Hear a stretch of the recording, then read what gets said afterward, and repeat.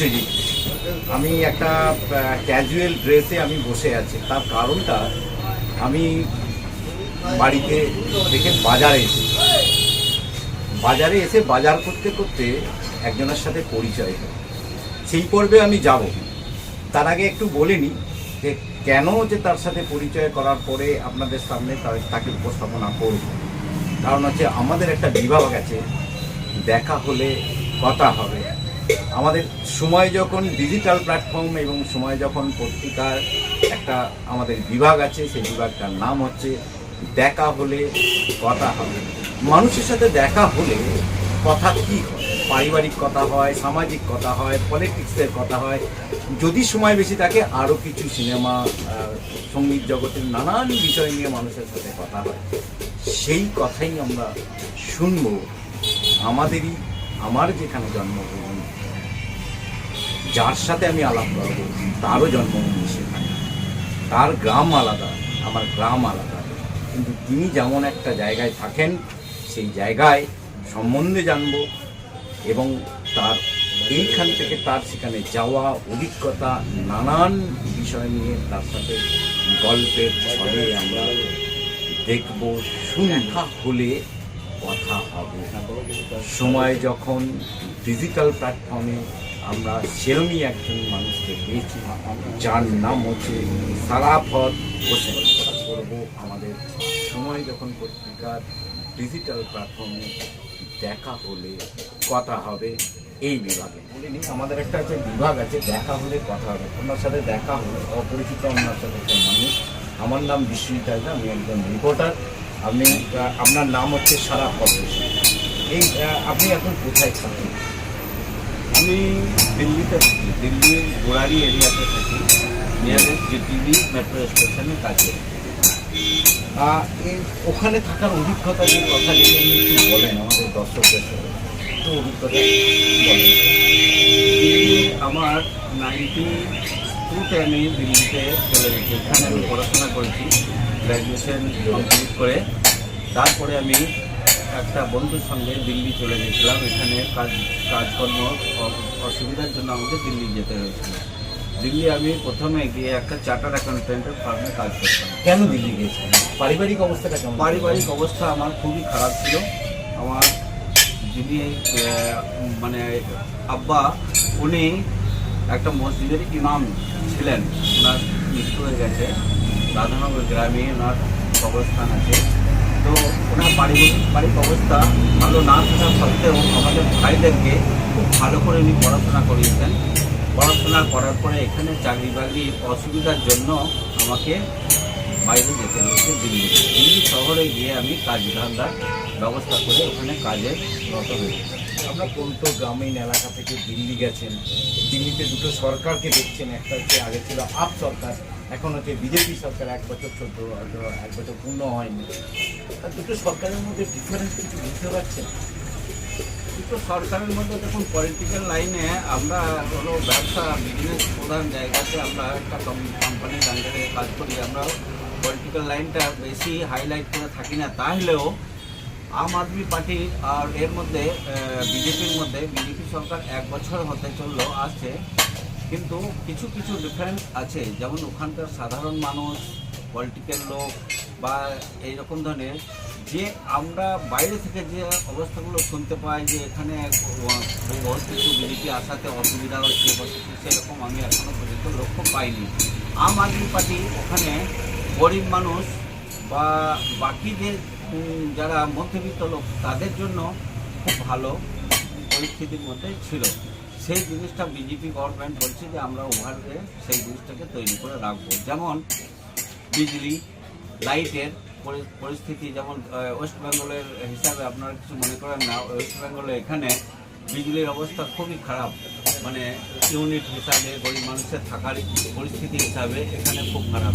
ওইখানে যারা আমাদের ভাড়া মানুষ যারা করে তারা 200 ইউনিট 300 ইউনিট পর্যন্ত ফ্রি পায়। তাদের জন্য এই পরিস্থিতিটা খুবই ভালো। এখানে বাড়ি, যেখানে বাড়ি বেঙ্গলে, সেখানে হচ্ছে SIR চলছে, সেখানে একটা গভর্নমেন্ট আছে, কংগ্রেস পরিচালিত গভর্নমেন্ট। এই গভর্নমেন্টকে আপনি যখন বাড়ি আসেন তখন শোনেন, কিছুটা পর্যবেক্ষণ করেন, এবং দিল্লিতে পার্মানেন্টলি পর্যবেক্ষণ করেন, যদি আমি 1, 2, 3 সরকারকে বলি যে আপ সরকার, বিজেপি সরকার এবং তৃণমূল সরকার, কোন সরকারটাকে একটু মানে কমফোর্টেবল সাধারণ মানুষের মধ্যে? দেখুন, আমি যদি ওয়েস্ট বেঙ্গলের কথা বলি, ওয়েস্ট বেঙ্গলের হিসাবে এখন পর্যন্ত যতদূর পর্যন্ত আমার আসা যাওয়া আছে, আমি দেখছি তৃণমূল গভর্নমেন্ট ওখানের আম আদমি পার্টি থেকেও সেই পরিস্থিতিতে এখানকার পরিস্থিতি ঠিক আছে। আম আদমি পার্টি কিছু কিছু জায়গাতে ওরা একটা প্লাস পয়েন্ট করে রেখেছে, কিন্তু আপনার এখানে যে মাইনাস পয়েন্টে সেটাও আমি বললাম যে সাধারণ মানুষের এখানে কেমন কি পরিস্থিতি করে চলে, আর চাকরির বাকরির পরিস্থিতি আপনার এখানে অনেকটা কি কেমন। ইন্ডাস্ট্রি ম্যাটারটা ওয়েস্ট বেঙ্গলে খুব কম। ইন্ডাস্ট্রি যদি থাকে তাহলে আজকের ডেটে এখানকার গ্র্যাজুয়েশন করার পরে বাচ্চারা অনেক বেকার ঘুরে বেড়ায়, কিন্তু দিল্লির বাজারে যদি আপনার এখান থেকে কোনোই ছেলে যায়, সে খালি থাকবে না, কোনো একটা ইন্ডাস্ট্রি পাবে, কোনো জায়গায় কাজ পেয়ে যাবে, তাকে বাধ্যতা করার কোনো প্রশ্ন হবে না যে আমাকে বাধ্যতামূলক এই কাজটা করতে হচ্ছে। কিন্তু এইখানে আমি অনেকজনের কাছে জানতে পারলাম যে তারা পড়াশোনা করার পরে ঠিকমতো রোজগারের সাধন কিন্তু এখানে কেউ পাচ্ছে না। সরকারি গভর্নমেন্টের সরকারি চাকরি আছে কি না আছে এটা আমি ঠিক করে বলতে পারছি না কেমন আছে এখানে, কিন্তু বাকি যে ইন্ডাস্ট্রি সেক্টর এখানে খুবই পুয়ার। আমি সেই দুটি প্রশ্ন করবো। প্রথম প্রশ্নটা হচ্ছে যে আপনি দিল্লিতে থাকেন, পলিটিক্যাল পজিশনটা দেখছেন, এখানে এফআইআর চলছে, নানান কাগজে আপনি খবর শুনছেন, দেখছেন, পড়ছেন, টিভিতে খবর দেখছেন।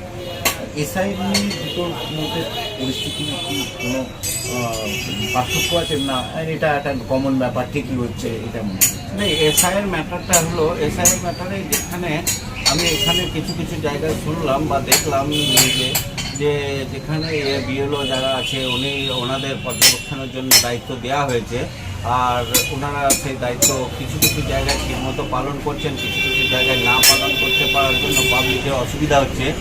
সেই অসুবিধার জন্য তাদেরকেও একটু সংশোধন ডিপার্টমেন্টকে সুধার করা দরকার আছে, কারণ যারা 25 বছর 30 বছর ধরে এই ওয়েস্ট বেঙ্গলে হোক বা কোনো জায়গাতেই যারা বাস করছে, এসআইয়ের ম্যাটারটা নিয়ে যদি তাদেরকে ডিটেনশন ক্যাম্পে বা তাদের একটা ভয়াবহ পরিস্থিতিতে তৈরি করা হয়, সেই জিনিসটা কিন্তু সরকার বা পাবলিকের জন্য ক্ষতিকর হতে পারে, চাই তৃণমূল কংগ্রেস হোক, চাই বিজেপি হোক, চাই যে কোনো আদার পার্টি হোক, তাদের জন্য। কারণ আমরা স্থানীয় মানুষ এই জায়গাটাকে আমাদেরকে ধরে রাখার রাস্তা বের করার জন্য এসআইআর ঠিক আছে, কিন্তু তাদেরকে বাতিল না করা হোক, তার সংশোধনও তো করার রাস্তা বের করা দরকার। আমি সেই প্রশ্নটাকে না কি বাইরের রাজ্যে বাঙালির উপর অত্যাচার হচ্ছে, আপনি তো এখানকার মানুষ, আমি তো বাঙালি হিসেবে দিল্লিতে থাকি, একটা পরিস্থিতির সম্মুখীন হচ্ছে এরকম না, আমি আপনাদেরকে একদম দিল্লির কথাটাই বলছি। দিল্লিতে একটা সময়ে যখন জানা গিয়েছিল যে বাঙালিদের সঙ্গে অত্যাচার করা হচ্ছে, বাঙালিদেরকে তাড়িয়ে দেওয়া হচ্ছে, কিন্তু সেই রকম পরিস্থিতিতে আমি যে এরিয়ায় থাকি ওইখানে বাঙালি, হিন্দু, মুসলমান সব মানুষরাই রয়েছে দিল্লির ওইখানে বাজারের মধ্যে। আমার গোড়ারি ক্ষেত্র, গোড়ারি বিধানসভা পড়ে, গোড়ারি বিধানসভার মধ্যে ওই জায়গাতে বিধায়কের কি কোন দল? ওখানে আম আদমি পার্টি এখন বিধায়ক আছে মিস্টার সঞ্জীব ঝা। তো যাই হোক, তার উপরেও যে এমপি আছে বিজেপির মনোজ তিওয়ারি, কিন্তু ওই জায়গাতে এখনো পর্যন্ত হিন্দু মুসলমানের কোনো রকমের পরিস্থিতি খারাপ নজর আসে নাই। আর বাঙালিদেরকে যে তাড়িয়ে দেওয়া হচ্ছে বা কিছু অসুবিধা করা হচ্ছে, অত্যাচার করা হচ্ছে, এইরকম ঘটনা আমার সামনে এখনো পর্যন্ত আসে না। আপনাকে ধন্যবাদ, কারণ আপনি অনেকটাই অভিজ্ঞতা, তারা বাইরের স্টেটে থাকেন, আমি যে স্টেটে মানুষ সেখানে সবটা বাংলা ভাষী এবং বাঙালি ওরিয়েন্টেড জায়গায় থাকেন। যেখানে এখন বর্তমানে থাকেন সেখানে হচ্ছে হিন্দিভাষী ম্যাক্সিমাম, এবং মানে এখানকার যে শাসক দল ওখানে সেই শাসক দল নেই। সুতরাং আপনি যেটা বললেন আপনার অভিজ্ঞতার কথা, সেই কথার জন্য আপনাকে ধন্যবাদ সারাপত বাবু। আমি যে কথাটা শেষ করবো এই কথাটার জন্য, আমরা কি খালি কিছুটা অপপ্রচারের সম্মুখীন হচ্ছি, নাকি আমরা তার কিছু যে প্রচারগুলো আসছে সেই প্রচারগুলোতে সারবত্তা আছে? সেটা অবশ্য মানুষ যে যাদের অভিজ্ঞতা হয়েছে তারাই হচ্ছে বলতে পারে, যাদের অভিজ্ঞতা হয়নি তারা ততটা বলতে পারবে না। কিন্তু আমরা এটা চাই, আমরা যে একটা ভালো পরিস্থিতিতে মানুষ এই রাজ্যে কেন এই দেশে বসবাস করেন ঠাকুর উঠেছেন, তিনি চলে যাবেন, তাকে অসংখ্য ধন্যবাদ। আমি শেষ করবো এই কথাটা দিয়ে যে আমরা সবাই যেন একে অপরের পাশে থেকে এইভাবেই গল্পটা করতে চাই, কারণ আমাদের ট্যাগলাইন হচ্ছে সময়কে ধরে রাখে খবরে সময়। যখন ক্যামেরায় শেখ হানিফের সাথে বিশ্বজিৎ ভাতার